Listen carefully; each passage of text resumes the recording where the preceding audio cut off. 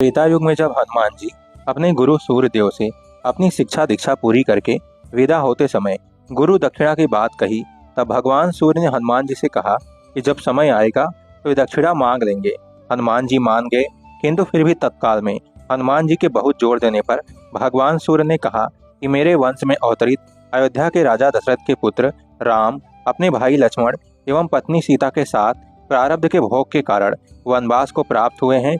One में उन्हें कोई कठिनाई न हो या कोई राक्षस उनको कष्ट न पहुंचाए, इसका ध्यान रखना। सूर्यदेव की बात सुनकर हनुमान जी अयोध्या की तरफ प्रस्थान हो गए।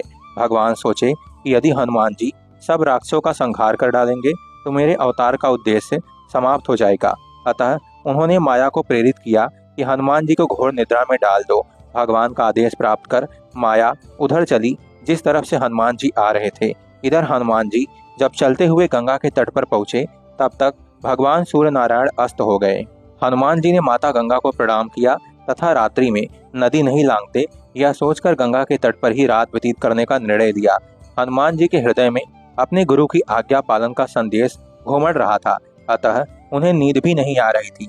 वह आसन लगाकर ध्यानस्थ हो विचार मग्न हो गए। इधर माया ने जब उन्हें ध्यानस्थ देखा तो वह डर गई, क्योंकि यदि प्रातः काल हो गया तो हनुमान जी अयोध्या धाम पहुंच जाएंगे तथा प्रण के दृढ़ निश्चयी हनुमान जी अपना कार्य प्रारंभ कर देंगे। अचानक हनुमान जी का ध्यान टूटा। उन्होंने सोचा क्यों न रात सत्संग में बिताई जाए। यह सोचकर वह ऋषि भरद्वाज के आश्रम की तरफ चल पड़े। अब माया और भी निराश हो गई। हनुमान जी भरद्वाज ऋषि के आश्रम पहुंचे। वहां वेद पुराण का व्याख्यान चल रहा था। हनुमान जी वहीं बैठकर कथा सुनने लगे। कथा में भरद्वाज ऋषि ने बताया कि कल यहाँ पर जगत के स्वामी तथा अयोध्या नरेश दशरथ के पुत्र के रूप में अवतरित भगवान राम गंगा को पार कर पहुँचने वाले हैं। हनुमान जी प्रसन्न हो गए।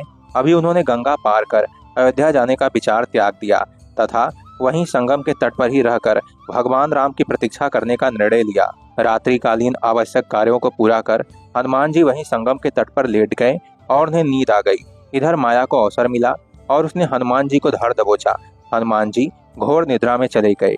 इधर भगवान राम गंगा पार कर प्रयाग पहुंचे। उन्होंने हनुमान जी को सोते हुए देखा तथा उनको यह वरदान दिया कि सोए हुए हनुमान की मूर्ति के जो दर्शन करेगा उसे बिना किसी प्रयास के मेरी कृपा प्राप्त होगी। उस व्यक्ति को किसी तरह के भूत प्रेत या धोखा षड्यंत्र आदि का शिकार नहीं होना पड़ेगा। उसके सारे शत्रु स्वतः ही परास्त हो जाएंगे। इस तरह हनुमान जी को अमोघ वरदान देकर भगवान राम भरद्वाज ऋषि के आश्रम तथा अक्षय वट का दर्शन करते हुए आगे बढ़ गए। यह वरदान आज तक अक्षरशः सत्य हो रहा है। इस पुराण प्रसिद्ध सिद्ध हनुमान मंदिर का दर्शन निश्चित ही समस्त बाधा कष्ट अरिष्ट आदि को शांत करता है। इधर प्रातः काल जब गंगा देवी ने देखा कि एक प्राणी उनकी तरफ ही पांव फैलाकर सो रहा है तो उन्होंने अपने आप को अपमानित महसूस करते हुए हनुमान जी को डुबो दिया। सूर्यदेव ने जब प्रातः काल अपने शिष्य हनुमान जी की यह दशा देखी तो उन्होंने गंगा को श्राप दिया कि तुम्हारा हृदय मैला है तो अज्ञानवश तूने एक सीधे साधे प्राणी को दंड दिया। तेरा सम्मान करते हुए हनुमान ने रात में तुम्हारे ऊपर से होकर गुजरना अच्छा नहीं समझा और तुम दुर्बुद्धि उसे साप दे बैठी। जा, आज से तू प्राणियों के मरे शरीर एवं गंदगी ढोने वाली हो जाओ।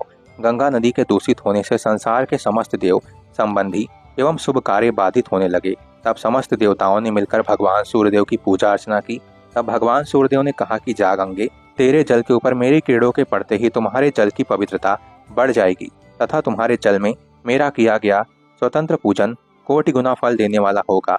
भगवान सूर्य के कहने पर गंगा ने कहा कि हनुमान चतुर्मास व्यतीत होते ही पुनः भगवान राम की सेवा में उपस्थित हो जाएंगे।